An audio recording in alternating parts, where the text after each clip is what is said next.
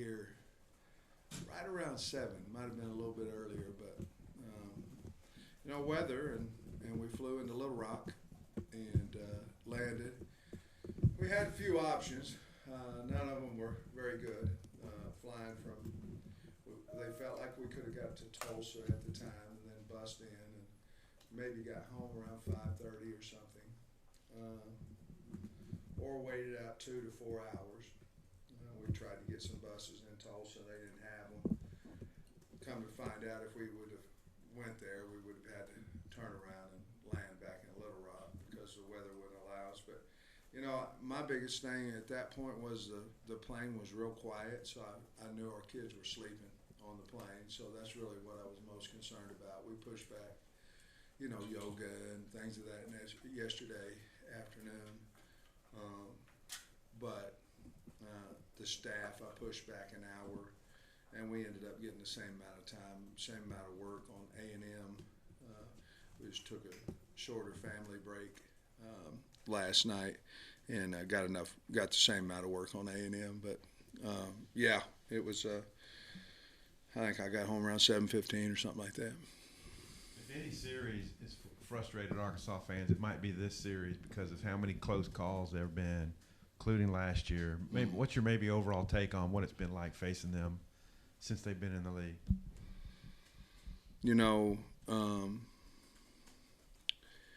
Obviously 2 years ago when we went over there and won, or went down to Dallas. Last year, when I was here before, we lost in overtime. I'm not for sure if it wasn't twice. I think it was once for sure, but I'm not for sure if it wasn't twice. It's a series where, game's going to be close. Obviously another trophy game, things of that nature. But in all honesty, in these close games, we've come up disappointed more times than not. So we've got to play with the same amount of passion that we had last week, but with smarter, pre-snap penalties, basically both sides of the ball. Because the other penalties are going to happen. You're going to get a hold, and we had one. You're going to get a hold on defense. We had 2.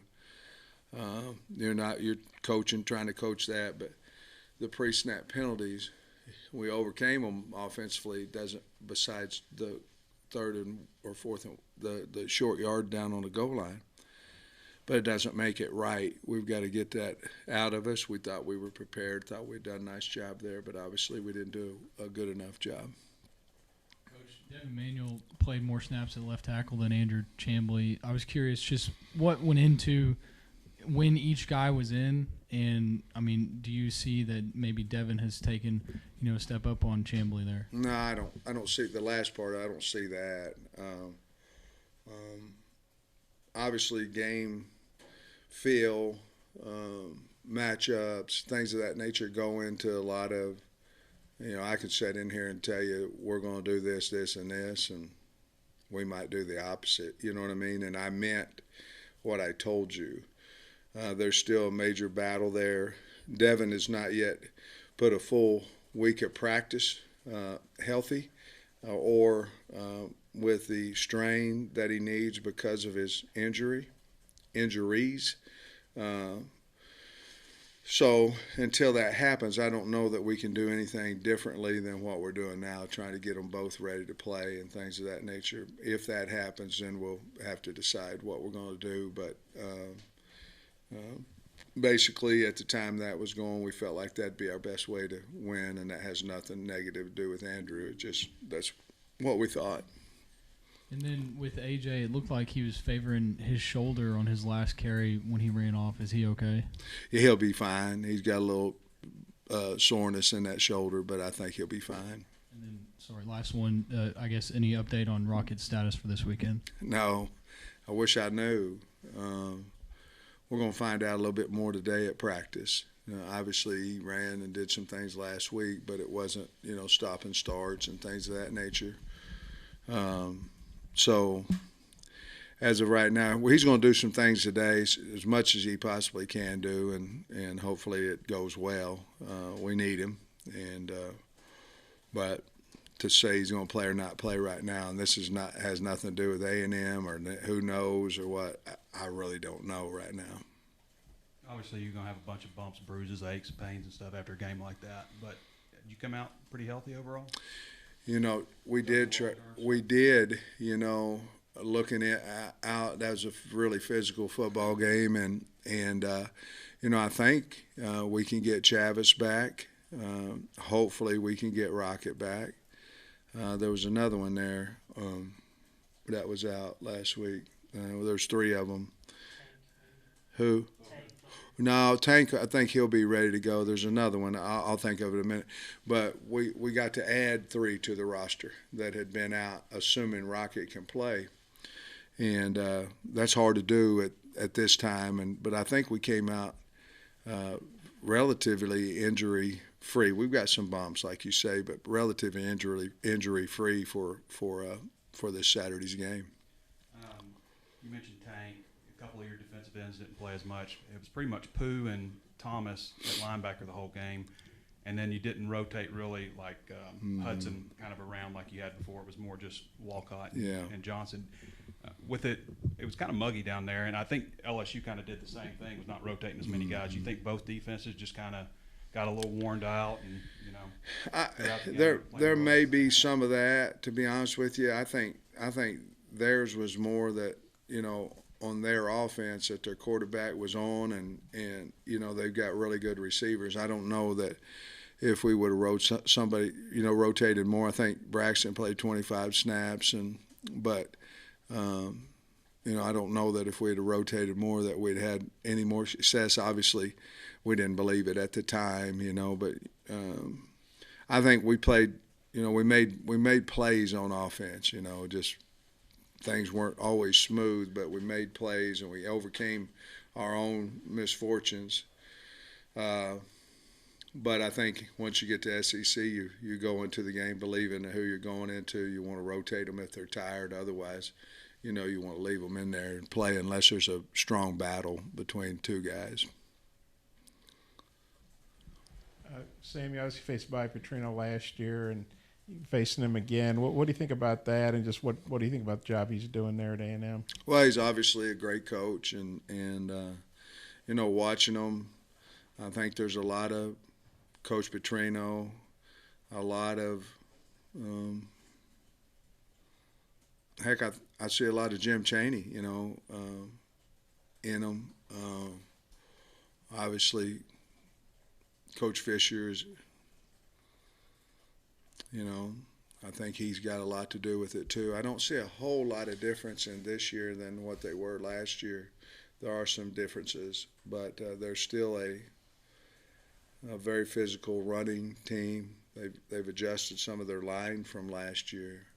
But Coach Petrino is one of the best offensive minds in the game, and we respect him a lot. And they're doing a really nice job on offense. I think the quarterback threw 5 touchdowns again in the first game against Wigman against New Mexico. So they're throwing it well and running it well. They have that same staple of physicality that they've been using in the past. So anyway, when he got hurt, I guess we don't know an update yet, but Max Johnson came in and seemed like he played okay, and I know you faced him last year. If Max Johnson is the guy, what are your thoughts about him? I think he's a really good player, and they've obviously done a nice job with being able to keep him, when, he wasn't named the starter. I think in his mind it looks to me like he believes he's a starter, and the kids, more importantly, around him believe in him. Obviously got a lot of speed. He's fast. Great movement thrower. Definitely they run a lot of nakeds, trying to move the pocket with him. And he was very, very accurate and really gave the team a spark, I thought, last week watching the game. You ended up burning all 3 timeouts in the second half. Is that something that you can address in practice this week? Yeah, we have to. We've got to get lined up faster. We've got to get set faster. We've got to get the call in faster. Yeah, I mean we have to because I didn't have any left. We didn't have a chance. It was either let them score or try to knock it out of them there at the end. So to answer your question, yes, we're not gonna have music the first part of practice. We're just gonna have it during 2 minute today, so we can really coach the urgency of. And we haven't had that problem in the past, so it had to have something to do with noise. We will get that back Tuesday and Wednesday, but today we're just going to try to emphasize the speed of getting our plays in and getting them called and getting them ran. Rashad Dominion had over 100 yards of offense Saturday. Are you seeing him make some strides, and just kind of what are your thoughts on him? Do you think he's got like 10-plus carries the last 3 weeks? Yeah, I think the Saturday is whenever I felt like he's in, what we thought he was going to be. I mean, he carried guys, made yards on contact, made guys miss in the open field. Hopefully that's just the beginning of a whole lot of great games for him. I know he obviously had one last year in the Liberty Bowl, but yeah, that's what we see every day at practice, and hopefully we get him in that form each and every week. But I thought he played a heck of a game. Following on his timeout question, it looked like one time Limmer was trying to get him going quickly, and then KJ looked over and called timeout. How much leeway does KJ have to call timeout, or is that a coach's thing or a player thing? Well, we tell him if there's no way that he can get the play ran, that he has an opportunity to call timeout. Now, there'll be certain times in the game when we'll tell him he can't. In other words, if we're down to 1 yard, we'll just take the delay or whatever it may be. But if he knows he can't get the play called in time, he has the opportunity to call that timeout. Because I'll be honest with you, I don't know whether he can or not. You know what I mean? I don't know whether he's going to clap or not. And he's the only one that knows the clock and if he can get it off. Trey mentioned how Pooh and Jaheim Thomas played most of the snaps at linebacker. I think they did that the previous week as well. Are you comfortable with them playing that number of snaps, or would you like maybe a third linebacker to emerge to Well, I think to you'd rotate? always like more guys that you believe are ready to win those type of games with.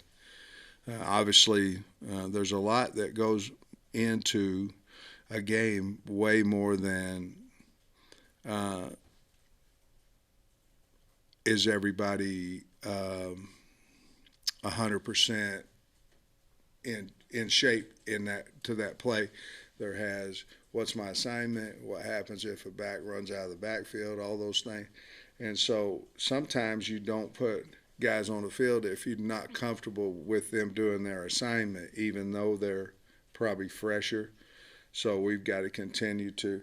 And then you ask, how do you get comfortable with the guy? Well, practice would have to be the way where they're doing the things in practice that you need them to do in a game. And I think the more comfortable you come with that's what's going to happen. Then you can take some guys off the field. Obviously, the guys that are starting, you feel real comfortable that they are going to do the right thing.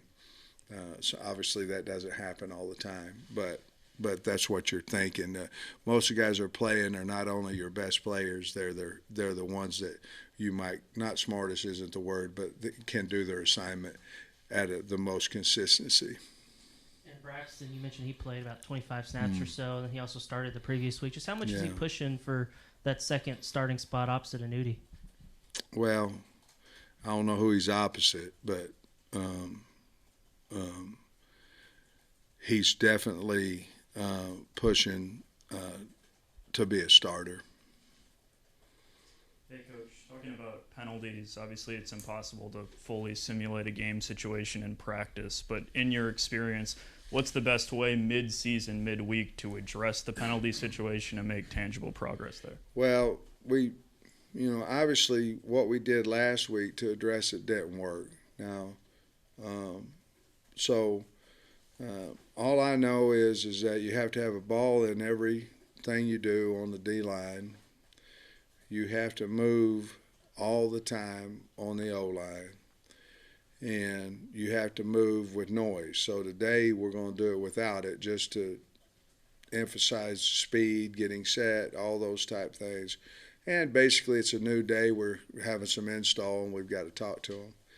But I think throughout the week you just overemphasize movement and move calls and those things, and with try to simulate, like you said, as much as you possibly can. But obviously what we did last week didn't work, so we're going to try something a little bit different.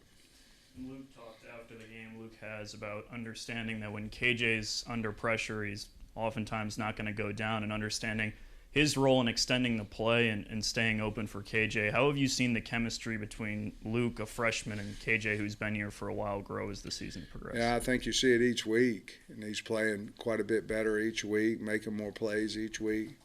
The touchdown he caught down their sideline, he just went deep. It was a scramble, and that was his assignment. He went deep, and they lost him on it, and obviously KJ found him. But I think we're doing a really good job with our wideouts. There was a time KJ had already decided to throw the ball away, but Andrew Armstrong did a nice job in the end zone getting open. But KJ had already, he wasn't open by the time KJ had decided to throw it away, which was a good call on his part. But I think we're doing a really good job with the scramble drill. Luke himself catches the ball incredible, and he can run, so we continue to work on his blocking, but he's a big-time weapon, running routes.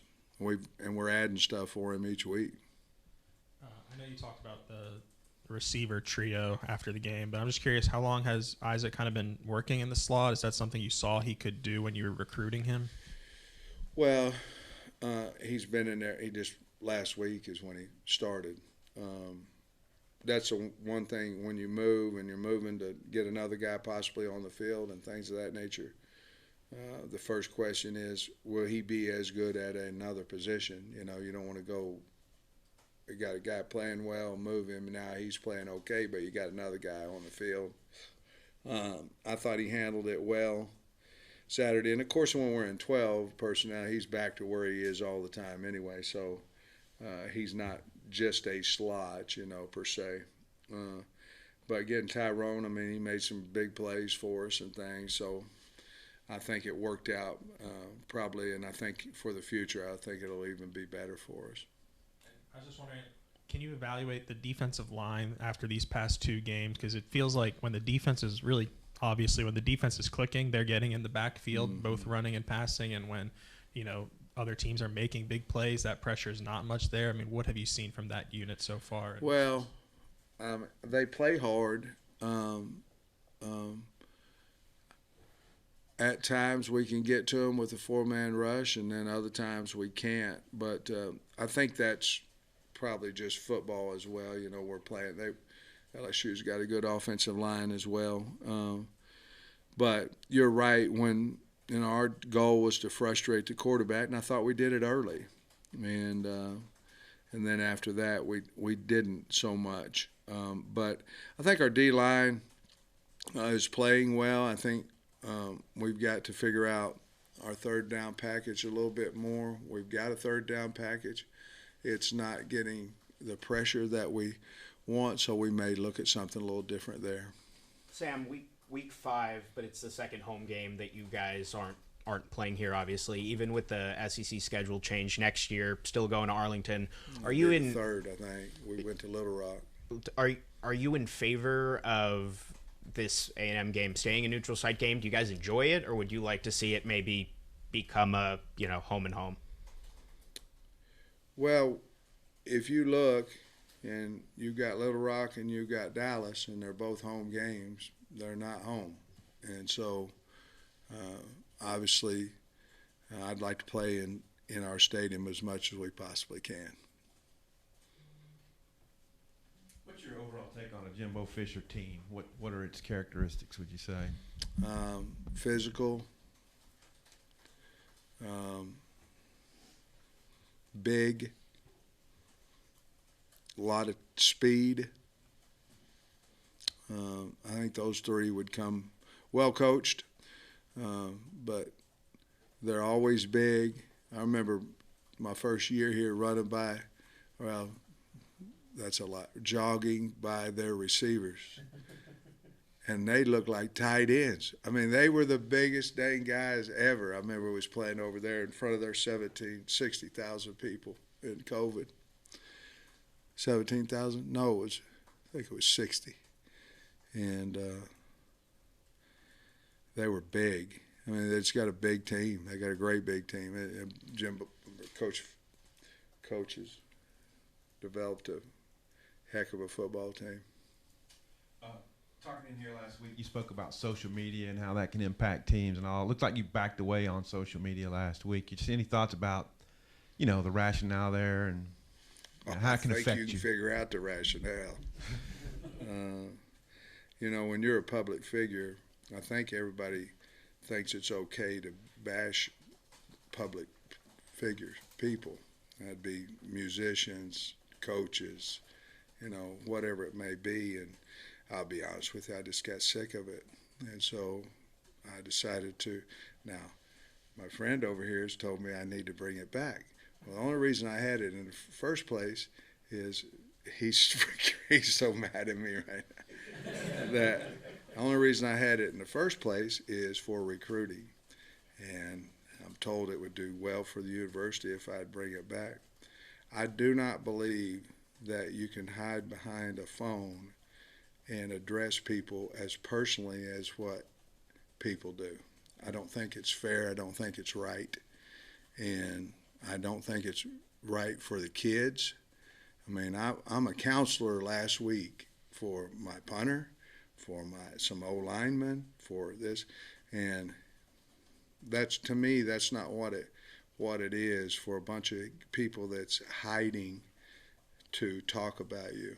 And if you want to ask me a question, but everybody knows I'm fat, and everybody knows I got a big chest and all that. To do that, who does that make feel better? Who does that make it's not right? And I'm not, people say, well, you make a lot of money. It ain't got nothing to do with people bashing you personally now. And you can talk about my coaching all you want and this, that, and other, but going attacking me and guys on the team, it's not right. I'll never feel like it's right, and that is with musicians. That is with any. You can't, as a coach, you can't have a political affiliation. You can't have a religious affiliation. You can't do anything, okay? But you can take it. Well, I got tired of taking it. I closed my Twitter account. So it looks like I'm gonna fire it back up. But that's how I feel about it, and all that's going to do is get some more people bashing me. So go right ahead, because I don't have Twitter. Sam, I don't know, you may have been watching A&M and Auburn. Obviously, you're getting ready for LSU, but did you see the play where Jimbo was on the Man, that had to be a terrible feeling. Guys, I like Jimbo Fisher. I do. He's a good man, good coach. I mean, he's getting killed down there by their people. That's just the nature of people. But not all people, just a little bit, few people. But he was out there, and the guy was running closer to the sideline than he was. He ran inside of him, and you could just see on his face like, oh, no. And I'm sure I would have, I don't know if I'll get out that far or not, but it had to be a bad feeling for him. And I don't think I didn't see a flag come off of it. Maybe they did, maybe they didn't. But, yeah, that had to be a terrible feeling, him out there. I'm sure all coaches can almost get caught doing the same thing, And then, we kind of joke about Jimbo talks real fast at pressers. Yeah, he does. When you're talking to him like at the 50-yard line for kickoff or maybe in meetings. He's rolling. Does he talk like that all the time? He's rolling, man. Yeah. You better pay attention. That's why he's such a good recruiter. He talks so fast you'd have to listen to him, But I do. I like the man, and I think I have high respect for him, and they got a good football team just like they do every year, and we'll try to figure it out. What's your take on their defense overall? Again, big comes to my mind. I think they're really good at linebacker. I think they would think, and I do too, that their front four is big, physical, like they seem like they always are. Boy, they get off the football. I'd really like their linebacker core this year, and obviously they've got a tremendous amount of speed in the secondary. They've got really good statistics, so it's going to be a really big challenge. But they're a big, physical group that can run. I mean, you see why each guy's playing the position that they're playing. Sam, I remember after the BYU game asking you about third down conversions. You went 2 for 13. LSU, you went 8 for 13. How do you bottle like the third down success rate and take it into a game that's historically been pretty close? Yeah, well, I think a little bit of it is we're playing. I think each game we play together more with our.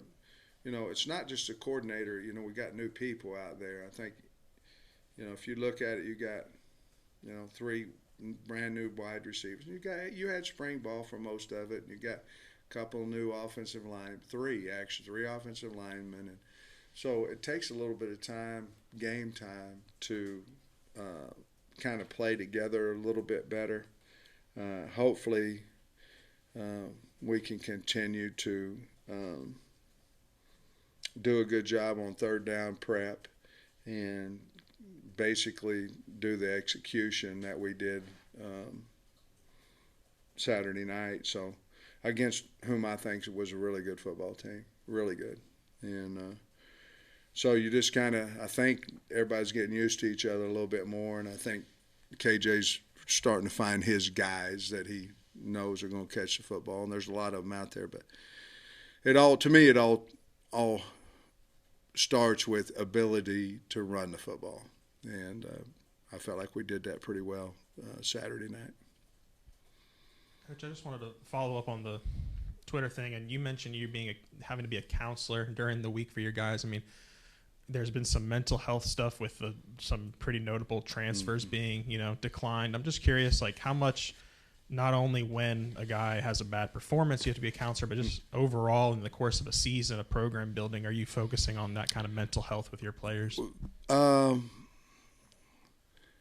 Mental health is a big, big deal. We talk about it. We have several guys that are in counseling. We encourage it.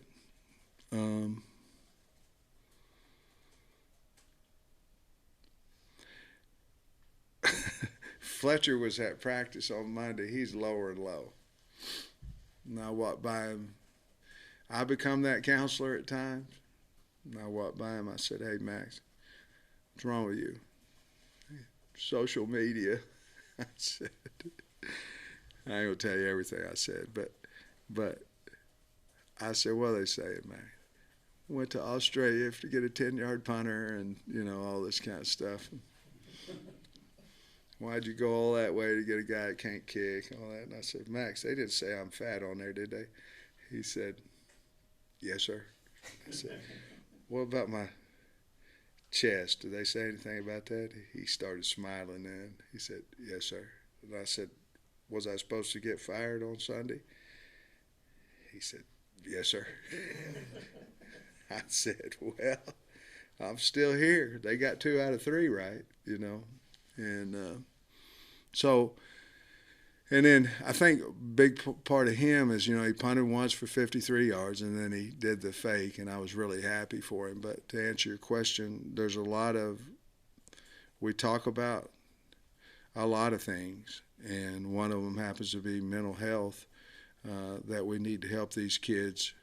There's a lot more going on in their life right now than possibly when I was a kid, and I think a lot of it has to do with this, There's a lot of good about this, but there's also, if you go the wrong direction with it, it can spoil your day or whatever. So, yes, to answer your question.